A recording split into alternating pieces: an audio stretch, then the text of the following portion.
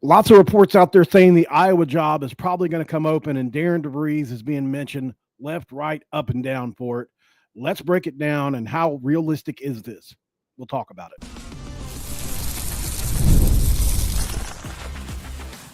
You are Locked On West Virginia, your daily podcast on the West Virginia Mountaineers, part of the Locked On Podcast Network, your team every day. What is up, guys? Welcome back in. My name is Mountaineer Paul. I am your host, and this is Locked On West Virginia. Thank you guys for joining. It's been a hectic Friday already. Going to be brought to you by FanDuel today. Right now, customers can get $200 in bonus bets if your first $5 bet wins. Head to FanDuel.com to get started. And thanks for making Locked On West Virginia your first listen, and for being part of the Locked On Podcast Network, where we talk about your team, the Mountaineers, every single day. So expecting a guest to join here shortly. We got a little bit confused on the times and everything. So it's, there's a central time and all that. And at least that was how I was interpreting it. And anyway, Hawkeye the Storm, Corey Brada, one of the biggest content creators out there on Iowa sports, will be joining at some point during the episode. And let's talk about the report. So there's been a couple out there. Trilly Donovan mentioned something about Darren DeVries and how he had spoken with Indiana. I did a video a couple of days ago in which everybody said I was clickbait and all this other stuff. It just so happens that I know people, and it's not hard to put two and two together in a lot of cases. But it sounds like the Indiana sting didn't go, or at least up to this point, there's not much traction with that. Seems like Indiana may go a different direction. But what about Iowa? The home of Darren DeVries. He grew up in Applington, Iowa, didn't he? Played at Northern Iowa. His brother's Iowa royalty. We know that. His brother is, or at least was, the all-time sacks leader in Iowa. What about his other brother, Dusty, from Iowa? Played college football in Iowa. We know that the family has huge ties to the state. Supports the university. Supports the surrounding state. Darren has coached at Creighton for the majority of his career in Iowa, or in just across in Nebraska. Was it Nebraska? I can't remember where Creighton is sometimes. What state is Creighton in? Creighton is in. Sorry, guys. I'm sure you guys are telling me in the comments. Why is it saying that? Google, man, I'll tell you. Nebraska. Okay, so I was right. It is Nebraska. Sometimes I think it's in Iowa for whatever reason. I have no idea. I guess because of the Breeze. So reports have come out now, obviously, with Jeff Goodman, who really knows what he's talking about the majority of the time, talking about this. And he had a quote yesterday talking about the Iowa loss to Illinois yesterday, where McCaffery got two technicals being tossed out of the game. It almost felt poetic. On the field of 68, Jeff Goodman said, as far as where the Iowa Hawkeyes stand with him, yeah, they haven't heard anything yet, and sometimes a decision is made or an announcement is made right after the game, but nothing has happened yet. But all indications are that Iowa will move on from Fran McCaffery after 15 years. That's Jeff Goodman saying that last night. Mike LaTulip noted the moment where he also thought that was the case yesterday in Indianapolis. He said McCaffery getting ejected with two technical fouls felt like the moment that, including some of the players, realized it was the end for him. It felt like that tonight in the arena, like when he got tossed. I don't know if it showed on the broadcast or not, but Peyton Sanford, one of the players, fell to his knees. And not only just that, it's way beyond that. Like two technical fouls now. Illinois is shooting 4 free throws. It was a reaction that's like, I'm not saying they knew it was his last game where they knew what was going on. Maybe they do, maybe they don't. But it was more than just he got tossed. And Fran got tossed again. There's a lot of emotion tied into that for the game and the players. He's had a lot of success there, never really got deep into the tournament, didn't go to the second weekend, and they've struggled the last couple of years. And they go on to say he's done a very good job there, but it's one of those things, kind of like how Hugs was getting with us. It's time for a change, right? And so that kind of leads us into Darren DeVries territory, right? And who are some people that I would look at for that job? I think, for me, Darren DeVries is obviously the number one candidate. I think most people would say, just because it's very similar to West Virginia when Bob Huggins was available. Although DeVries hasn't had that kind of success, it was like the obvious choice, right? Like, this guy over at Kansas State is doing really well. He's from West Virginia.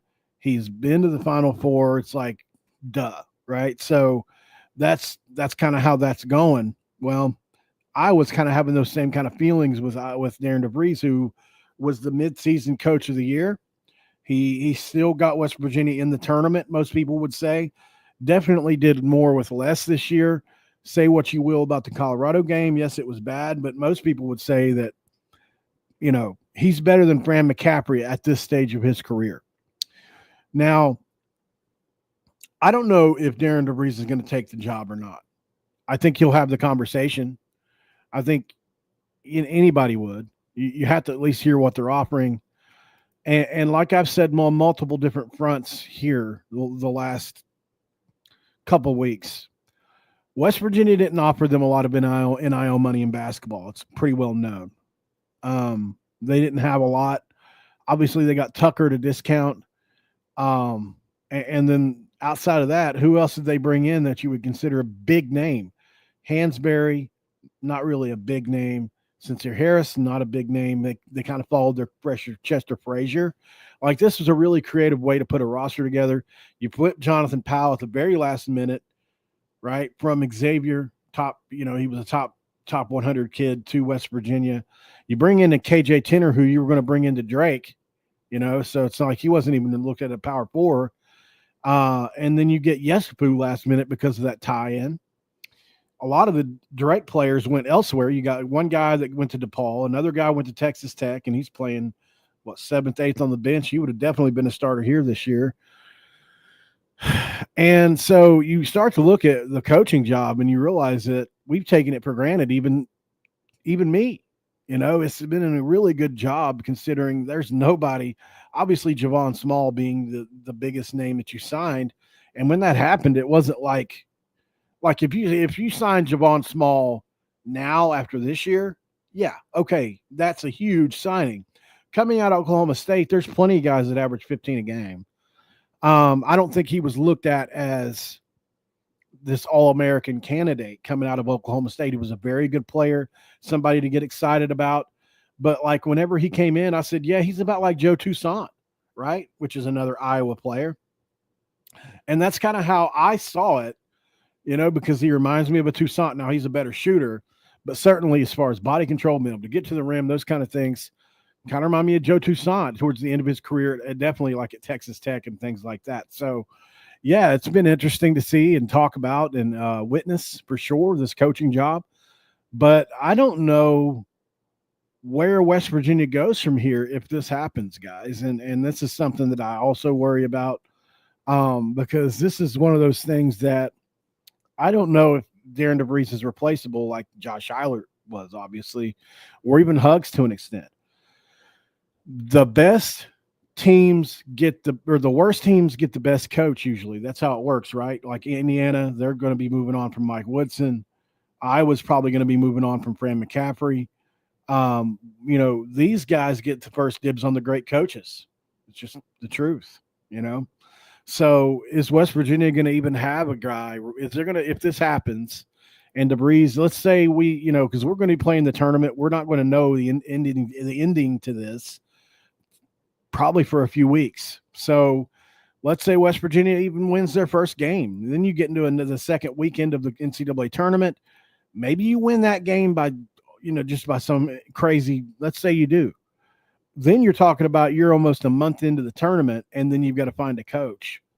Not ideal at all. So there's a lot with that would make me nervous from a West Virginia fan's perspective. And I think that we just have to pray that he turns this down, and we kind of have to trust Ren Baker that he is going to do what he's done in the past and kind of impress us as a guy that's able to sell this job to people And I think, kind of, what's the best way to put it? Re-recruiting Darren DeVries to West Virginia be a tough sell, but let's go to break. We'll be right back, guys. On the other side of the break, we'll talk a little bit more about this, guys. This is Locked On West Virginia. Is he Iowa's top choice? I think he is, but let's talk about it next. And this episode of Locked On West Virginia is going to be brought to you by, of course, we're talking about Nissan. We like Nissans. Have you ever had a Pathfinder? You ever had to find your path in life? I have. We're all about the stats because numbers don't lie. And when it comes to the all-new Nissan Armada Pro 4X, the numbers are on an MVP level. With the ability to tow up to 8,500 pounds, it can quite literally carry the whole team, plus the gear, wherever you need to go. It's powered by a twin-turbo V6 engine, delivered the strength and performance to handle highways, back roads, and everything in between. And with room for up to 8 people, the Armada Pro 4X is built for big crews, big adventures, and even bigger memories. Whether you're exploring off-roads, trails, or rolling up to the arena, the Armada Pro 4X brings power, versatility, and style wherever you go. Take your adventures to new heights in the all-new Nissan Armada Pro 4X and learn more at nissanusa.com. And we're also going to be brought to you by FanDuel, guys. We like FanDuel around here as well. We use FanDuel. Sometimes we make money. Sometimes we lose money on FanDuel. It just all depends. We know that. And for whatever reason, my FanDuel banner is gone off of here. That's weird. Deleted. Huh. March Madness is here, and FanDuel is giving you the chance to get in on the action like never before. In the action. Right now, new customers can get $200 in bonus bets when your first $5 bet wins. That's 200 extra bucks to use on everything from buzzer beaters to Cinderella stories and even who's cutting down the nets. We want to be those. We want to be that. We want to cut down some nets. The FanDuel app is simple to use, and when I win, I get paid instantly. No waiting around. FanDuel.com right now. You got to visit it. Get in on the college hoops action and do that all tournament long. Well, we're into segment 2, and we always have to crack a duo.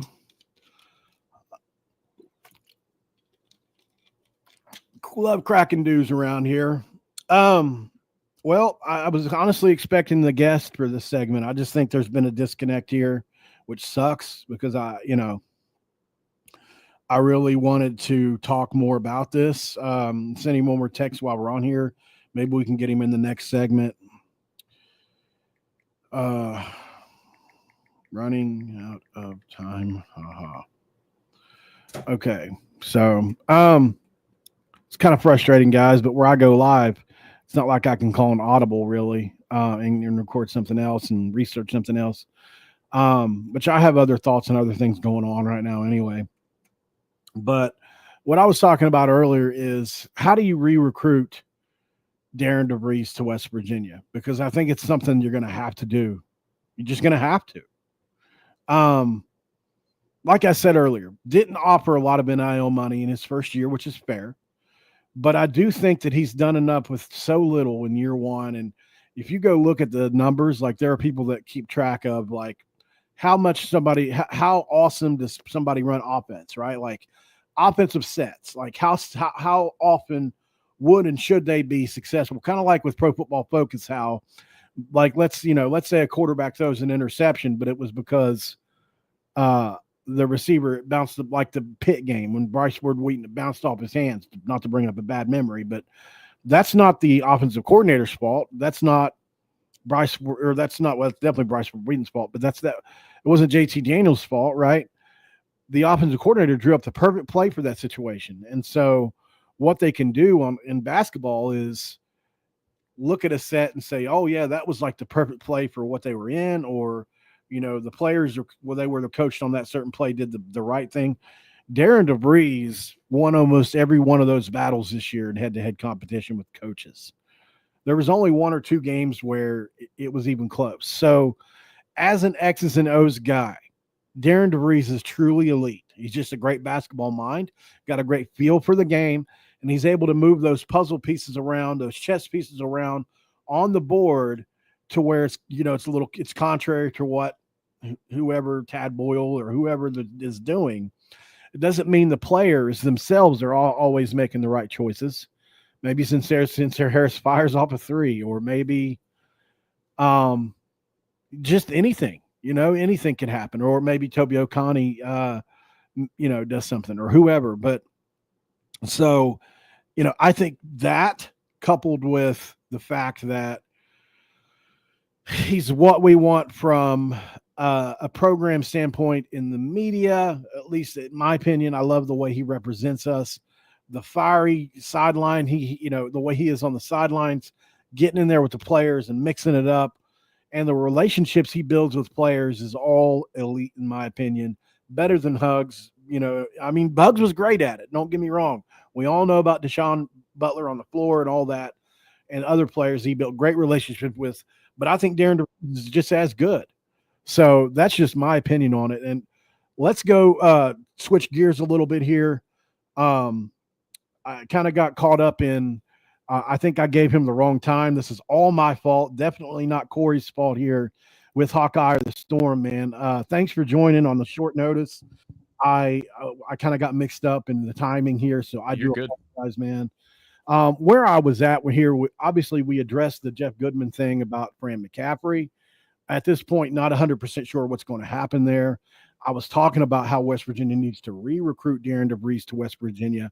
But let's start with the McCaffery thing. What are you hearing? Where are you standing? Are you expecting them to move on from him, or is it kind of up in the air still?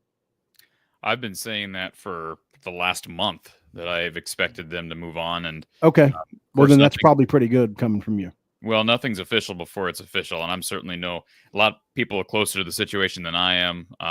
But yeah, all indicators at this point. I know Fran made a comment yesterday after the loss, that he expected to be back, but that means nothing. If he said anything other than that, would be news. Exactly. He told the media that he expects the team to compete in the Crown Invitational. That also means nothing. The team could compete in Crown and not have a coach. We saw Xavier do that a few years ago, I believe, when they hired Sean Miller. Yeah. And they were in a transitional period, and I believe they maybe won the NIT or got very close to winning. So I expect him to be gone. He's been here 15 years. And, I know this is a West Virginia show, so you guys are approaching this from a Darian DeVries standpoint, and I get that. I think Iowa fans in general have had enough of the defensive lapses, the rebounding woes, the style of play that doesn't seem to change or adjust. And it's not about, how many straight seasons they haven't made the tournament. This will be number 2 in a row, because they made the tournament almost every year for a 5 or 6 year stretch there, Paul, at one point. And it's really not about that. It's about a coach who's in his 60s, who's going to have to either be extended because his contract goes to 28, or he's going to have to be let go. And how long are you going to continue to deal with the fan apathy? There's nobody in the arena. Of course, women's basketball has actually probably hurt the men's program to some extent, because I can see that, driven fans away. And the women's games are all sold out, but it doesn't. You got look something good to compare it against, right?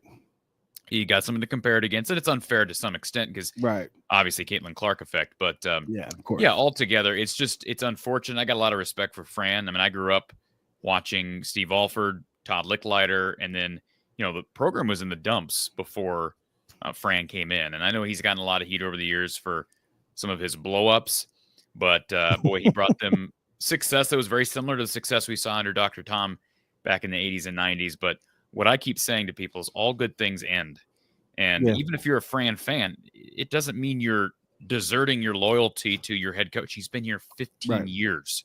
Right. And so I know there's some people that are scared of what could happen, just like the people who are scared when Kirk Ferentz departs. Or Bob Huggins. Yeah, Bob Huggins. Yeah, great example. You guys can understand that. So, but hey, you can rebuild programs a lot faster than you could 10 years ago because of the portal, because of NIL. Iowa's NIL is not in a great place, and that would maybe lend itself to maybe a pause from a Darian DeVries. Does he want to leave what I presume to be a healthier NIL situation at West Virginia for a situation that's not great financially at Iowa right now? But part of that is also who your head coach is and funding, all that fundraising, I should say. So that's a factor as well. I agree. Let's go to a real quick break, just 20 seconds, and then we'll finish the third segment with this conversation, Corey. Thanks for joining, man. We'll be right back, guys. We'll ask him about Darren DeVries. Just stick around. And this episode of Locked On West Virginia is also brought to you by Monarch Money. If I hit the right button. Every check your bank account and wonder, where did all my money go? Well, between dining out, shopping online, and entertainment, it's easy to lose track. And that's where Monarch Money comes in, your personal CFO, giving you full visibility and control over your finances. Monarch Money isn't just a budgeting app, it's a complete financial command center where you can track all your accounts, investments, and spending in one place. So you just stop managing your money and start building your wealth. Take control of your finances with Monarch Money and use Locked On College at monarchmoney.com for 50% off your first year. All right, we are back here with Corey Brada from Hawkeye of the Storm. Thank you guys for joining us on this early afternoon episode. Before we get going here, can you tell everybody where they can find you? Yeah, you can find me over at From the Hawkeye of the Storm on YouTube. Great show, by the way. Love it. Appreciate that. Yeah, podcasts with former coaches and players, and you can follow me at From the Hawkeye on X. Yeah, we met over Joe Toussaint. If you will remember, that's where our initial conversations came from. So interesting. Just I was looking back some of our messages, like how did we meet? And that's how. So obviously West Virginia fans have been thoroughly impressed with Darren DeVries. As somebody that lives in Iowa, I'm sure you knew about him before we even did, right? What he did at Drake. You know the situation that program was in, probably the worst funded mid-major school in the country when he got there, and then turned them into a perennial power. And then we've seen it here, the 3 top 10 wins. You beat Kansas on the road for the first time in a home opener in conference in 33 years. That's the first time they had that loss. The elite coaching job with Devon Small and literally nobody else that they've been able to do, losing 35 points a game between Stone and Tucker DeVries, who didn't even play. Your most efficient lineup is still with Tucker DeVries on the floor after 31 games, and he only played in 8 games. So it's truly been an excellent coaching job. He was the midseason coach of the year. How badly do you think Iowa wants Darren DeVries, and is there a backup option in their mind? I mean, obviously there has to be, but how hard are they going to run at him? It's a great question. I mean, the 2 names that have been tossed out there, and for understandable reasons, Darian DeVries, Ben McCollum. Of course, Ben McCollum relieved DeVries at Drake, and they're both Iowa guys. Ben McCollum's from Storm Lake. I was born in Iowa City.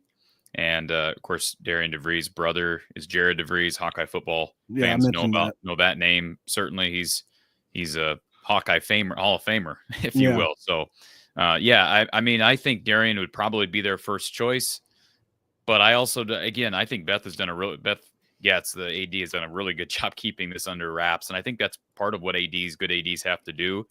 Yeah. I agree with you, though. I think those are the top 2 picks selections. And by the way, just as we're talking here, Pete Thamel of ESPN just tweeted here moments ago, according to sources, Iowa is set to dismiss basketball coach Fran McCaffery after 15 seasons. John Rothstein has also retweeted, posted the same thing, as has On3 Sports.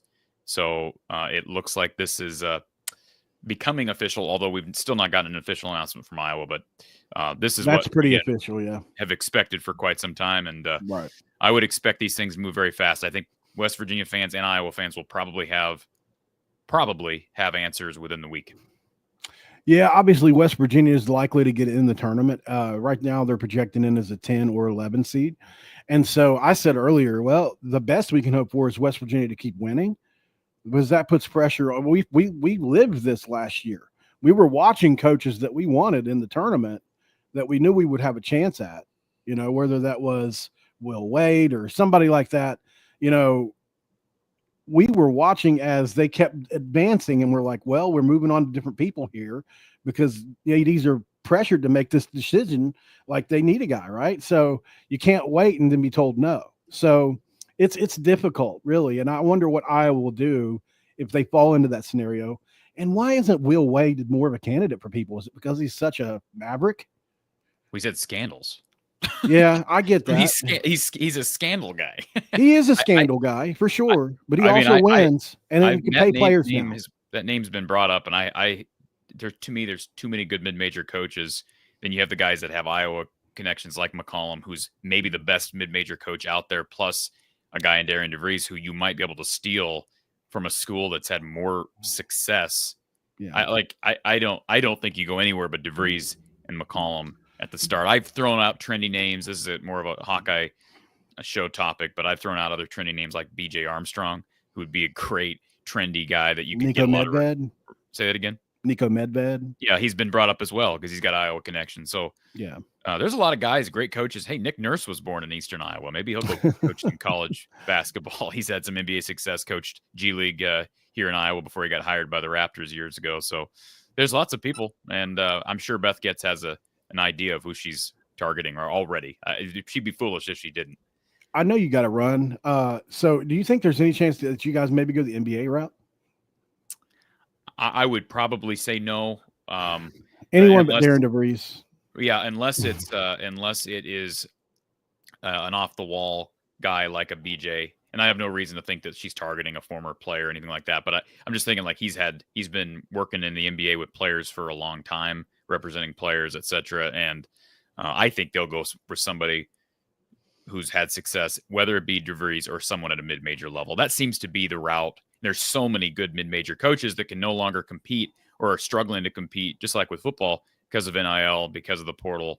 And the other thing about this is, as you know, if you get DeVries, you probably get Tucker. If you get McCollum, you probably get Sturtz, their star player. So you can't go wrong with either one. 1,000%. Yeah, I agree with you 1,000%.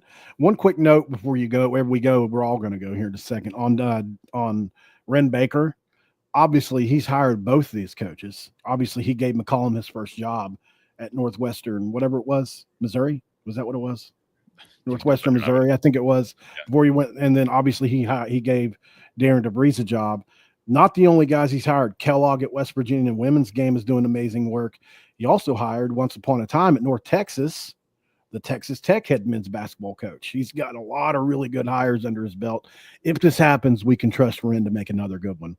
Hey, Corey, I appreciate you for coming on, man. And one more time, while we've got 500 or 600 people watching, can we just let them know where they can find you one more time? Yeah, I'll be going live here shortly. So if folks want to hop over from Hawkeye of the Storm with this news that's being reported by a number of national people now, we'll take calls. And we do a lot of post-game stuff. If people love women's basketball, we'll be here through that. And over it from the Hawkeye of the Storm, That's the channel, and you can follow it on Spotify, Apple, Amazon, all the podcast platforms as well. All right, guys. Well, we thanks Corey for coming on. It was really short notice, and it's very thankful for you coming on, man. So it's fun to talk with you. Guys, thank you for joining as well. We will talk to you here a little bit later. Obviously, no news on DeVries is going to happen very soon. We got to talk about seeding. We'll watch and see what happens. Watch that bubble and see where West Virginia is, because there are some teams that if they keep winning, that could push us out. But we'll see you when that happens, guys. Have a great afternoon, and I'll see you in a little bit.